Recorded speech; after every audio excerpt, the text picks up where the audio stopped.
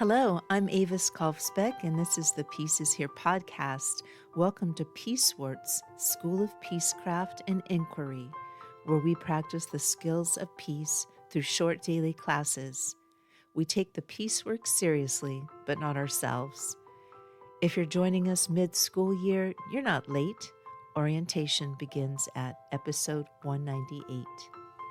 I'd be so grateful if you help me spread the peace messages by sharing this episode with a friend. Welcome back, Peace Scholars. We're in the Department of Living Roots in the garden. Today we aren't looking at the plants, we are looking at the links. In this department, we view a 2,000-mile supply chain, not just as a logistical feat, but as an invisible leash. Henry Kissinger, the former U.S. Secretary of State, notoriously remarked in 1970, "Control oil and you control nations. Control food and you control the people." The concept, the invisible leash. When a population is entirely dependent on a centralized industrial food system, they are materially primed to accept fear-based messaging. If a foreign threat is framed as a risk to your grocery store shelves, you're more likely to support a war to protect those shelves. But when a community begins to feed itself, the scarcity script loses its power. Local food is a form of information warfare because it proves that survival does not require a standing army. The history: broken monopolies and rural resistance.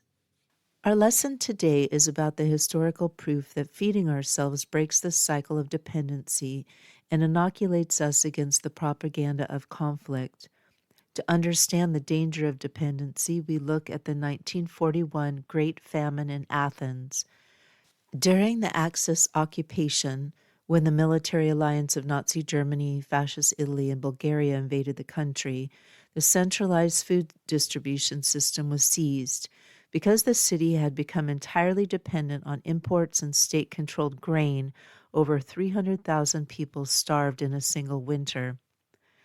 Contrast this with the rural mountain villages during the same period. Because they maintained fragmented food networks, small-scale, local, and diverse, they survived. While the city starved on empty grain silos, the mountain families survived on wild calories, greens, nuts, and small livestock, and traded through an informal barter peace that ignored the occupation's currency. The occupiers could not turn off the food because there was no central valve to grab. The food was as decentralized as the soil itself. Local food is not just a lifestyle, it is a decentralized defense system. By 1969, another powerful example emerged: the Black Panther Party's Free Breakfast for Children program. By 1970, they were feeding over 20,000 children in 45 centers. J. Edgar Hoover famously called this program the greatest threat to the internal security of the country. It was not a military threat, it was an information threat. When a community-led network provides the basic needs that the state claims only it can provide, the state's propaganda of inevitable dependency collapses. Did Hoover stop them? Through the FBI's COINTELPRO initiative, he raided breakfast sites and used psychological warfare to dismantle the party organization, but he could not stop the logic of the program. It was so effective that the U.S. government was eventually forced to expand its own federal school breakfast programs to compete.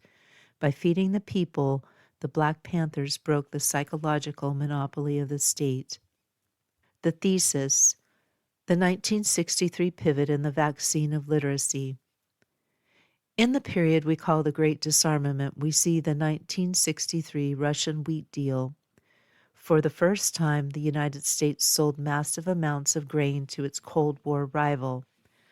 While framed as a peace gesture, it exposed the fragility of centralized agriculture. When nations become net importers of food, their foreign policy is no longer their own. They must remain aligned with the supplier or face starvation.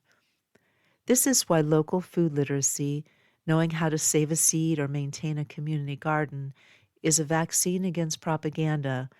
If you can grow your own primary calories, you cannot be bullied by a grain embargo. Propaganda relies on the fear of the other taking your share. This leads to rationing, which is top-down and competitive. However, studies of CSA's community-supported agriculture show that during local crisis, these networks default to sharing because the consumer has become a co-producer. They have a relationship with the farmer and the soil. They understand that a harvest failure is not a market glitch. It is a shared biological event. This relationship shifts trust from abstract, manipulative systems to real people. It is nearly impossible to convince someone that their neighbor is a threat when they are both standing in the same mud, pulling the same weeds. Your homework.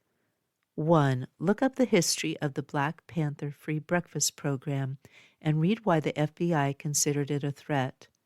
2. Write down one question about any of this episode's topics.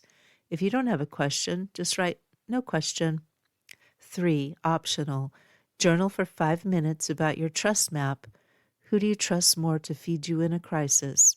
A distant government agency or a local network of growers you know by name? Why? The work of the worm.